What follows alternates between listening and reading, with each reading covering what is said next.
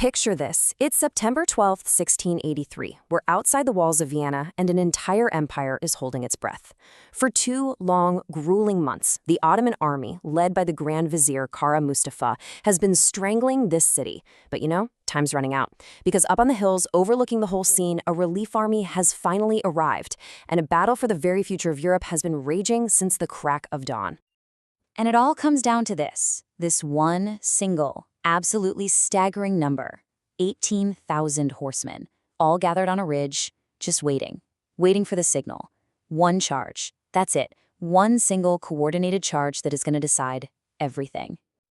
And then, with the wave of a sword, it begins. Just a tidal wave of men and steel crashing into the Ottoman lines. We're talking about the largest, most insane cavalry charge in the entire history of warfare. So the question is, how on earth did it come to this? How did centuries of conflict, of ambition, of faith lead to this one single cataclysmic moment? To really get a handle on that charge, you first have to understand the prize they were all fighting for. This wasn't just about a city. No. Vienna was seen as the key to an entire continent. Right, so this whole conflict didn't just pop up out of nowhere. It was really the climax of a rivalry that had been building for centuries. I mean, ever since the Ottomans took Constantinople back in 1453, they'd been pushing west. They even tried to take Vienna once before, way back in 1529, but it didn't work out. For over 100 years after that, things were tense but mostly peaceful. But by 1682, the drums of war were beating again.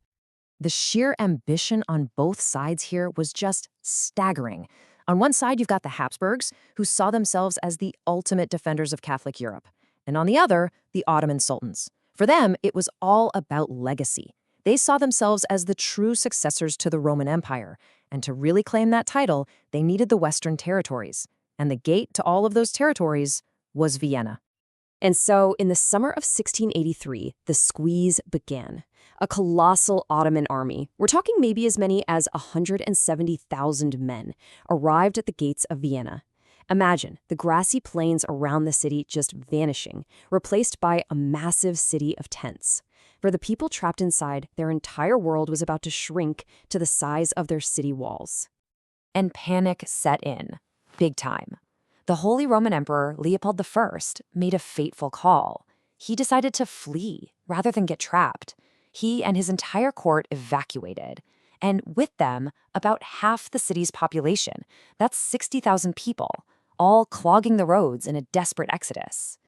So who was left behind? A skeleton force. The city's commander, a guy named Count von Starhemberg, had just 15,000 soldiers and citizen volunteers to defend miles and miles of fortifications. Can you imagine looking out from the walls at an absolute ocean of enemy soldiers? The odds were, to put it mildly, not good. Now, as was the custom, the Grand Vizier sent a message. And the terms were simple. Surrender, and you will live. Resist, and every last of one of you will be killed. But Starhemberg and the defenders, they knew what had happened to other towns that surrendered. So they made a choice. They were going to fight to the very last man. The Ottomans knew they couldn't just blast through the massive walls with cannons, so they went underneath them. Their elite sappers began this methodical, absolutely terrifying process. First, they'd dig zigzag trenches to get close to the walls without getting shot. Then, they'd start tunneling directly under the bastions, packing those tunnels with huge amounts of gunpowder. The goal was to literally blow the foundations of the city apart from below. It was desperate. The Viennese defenders started digging their own tunnels, they called them countermines, frantically listening in the dark for the sounds of enemy picks and shovels. It was this dark, claustrophobic war happening right under their feet, this constant struggle to find the Ottoman tunnels before they could be blown to pieces. 2 months. After 2 months of this, the city was literally dying. The blockade meant no supplies were getting in. Food was gone. The water was contaminated. Diseases like dysentery and typhus were spreading like wildfire. And of those original 15,000 defenders, only about 5,000 were still healthy enough to fight. Vienna was on its knees. The Ottoman mines were getting closer every single day. The defenders were sick, they were starving, they were exhausted. For anyone watching, the question was no longer if Vienna was going to fall. It was simply a matter of counting down the hours. How could anyone, anyone possibly save them now? Because here's the thing, a rescue was far from guaranteed. I mean, to get an army big enough to challenge the Ottomans, you needed bitter rivals to suddenly become friends. And in 17th century Europe, that was a very, very big ask. Yeah, Europe was anything but unified. The King of France, Louis XIV, was a huge rival of the Habsburgs, so he pretty much just said, nope, not my problem.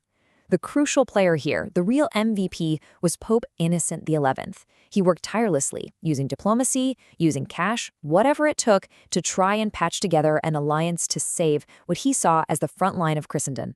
And you know what? Incredibly, it worked. An army of around 80,000 soldiers started to come together. The core of it came from the Polish-Lithuanian Commonwealth, led by their warrior king, John III Sobieski. They were joined by imperial troops and thousands of soldiers from German states like Bavaria and Saxony. This alone was a massive deal, proving that old rivalries could, in fact, be put aside when faced with a common threat. And so, here we are, back to September 12th. The coalition army has crossed the Danube River and is now standing on the Kahlenberg Heights, looking down at Vienna and that sprawling Ottoman camp. The stage is set for one of history's most decisive battles. So let's look at the matchup. The coalition, led by King Sobieski, had about 80,000 troops. The Ottomans, under Kara Mustafa, had more men overall. But, and this is huge, he made a fateful error. He was so sure Vienna was about to fall that he kept most of his best soldiers, the elite Janissaries, in the trenches, ready to storm the city. He only sent a fraction of his army to deal with the relief force. He decided to fight a two-front war. A classic mistake. The fighting goes on all day. From 4 in the morning. The Allies are methodically, slowly pushing down the slopes, taking one fortified position after another. By late afternoon, the Ottoman troops fighting them are exhausted, they're demoralized, and their flanks are starting to collapse. The moment has arrived.